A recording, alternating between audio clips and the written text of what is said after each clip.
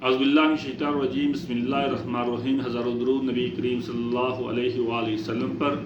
आज की breaking news ये है कि पीपी के यूसुफ रज़ा गिलानी सेनेट के बिला मुकाबला चेयरमैन मुंतखब हो गए हैं, जबकि पाकिस्तान मुस्लिम लीग नून की तरफ से सिदाल खान नासर बिला मुकाबला डिप्टी चेयरमैन सेनेट मुंतखब हो गए हैं।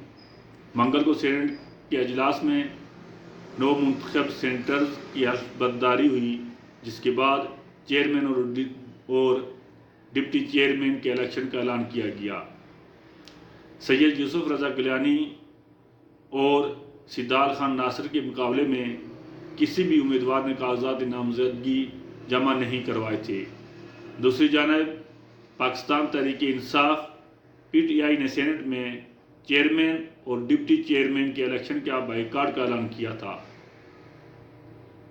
PTI ने इस इलेक्शन को गैर आईनी करार देते हुए कहा कि सेनेट में वफाक की तमाम इकाइयों की नुमाइंदगी के बगैर चेयरमैन और डिप्टी चेयरमैन सेनेट का इंतखाब गैर आईनी और नाकाबिल कबूल है।